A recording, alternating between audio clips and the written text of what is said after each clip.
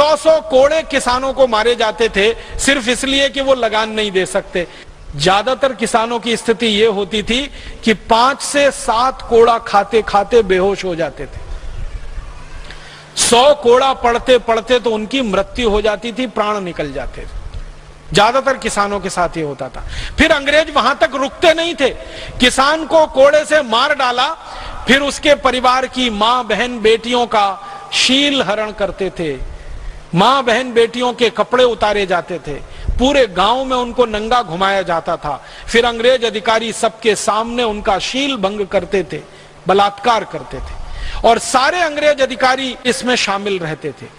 इससे अंग्रेज अधिकारियों को अपनी वासना शांत करने का तो रास्ता खुलता ही था, उनको अत्याचार और हैवानियत दिखाने का भी रास्ता खुलता था। परिणाम क्या होता था? किसानों के घरों से शिकायत आती थी, मेरी मां से बलात्कार हुआ, मेरी बहन से बलात्कार हुआ, मेरी बेटी से बलात्कार हुआ। किसान ये शिकायतें लेके अंग्रेज अधिकारियों के पास आते थे। अंग्रेज अधिकारियों की समस्या ये होती थी कि अपने ही सहयोगियों के खिलाफ वो एक्शन क्या ले।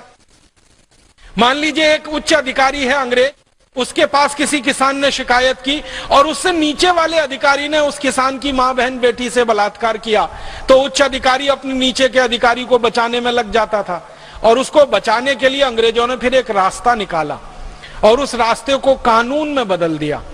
बलात्कार के खिलाफ अंग्रेजों ने कानून बनाया सबसे पहला, और उस कानून में व्यवस्था यह की कि जिस मां बहन बेटी के ऊपर बलात्कार होगा, उस मां बहन बेटी को अंग्रेजों की अदालत में आकर सिद्ध करना पड़ेगा कि उसके ऊपर बलात्कार हुआ है। जिस अंग्रेज ने बलात्कार किया है उसको कुछ सिद्ध नहीं करना पड़ेगा, और जब तक सिद्ध नहीं होगा तब तक वो अंग्रेज अभियुक्त नहीं माना जाएगा, उसको पापी नहीं माना जाएगा, अपराधी नहीं माना जाएगा। ये कानून बना दिया अंग्रेजों ने। कानून बनते ही बलात्कार की बाढ़ आ गई पूरे देश में।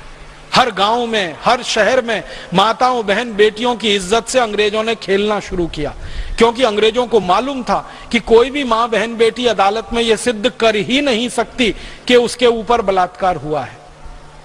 कानून की गलियां ऐसी टेढ़ी बनाई गई कि किसी भी मां बहन बेटी को यह सिद्ध करना एकदम असंभव हो जाए कि उसके ऊपर बलात्कार हुआ है। आप देखो इससे बड़ा दुनिया में क्या अत्याचार हो सकता है कि जिसके ऊपर अत्याचार हुआ उसे सिद्ध करना है कि उसके ऊपर अत्याचार हुआ है। जिसने अत्याचार किया उसको कुछ भी सिद्ध नहीं करना है कि इसने अत्याचार किया।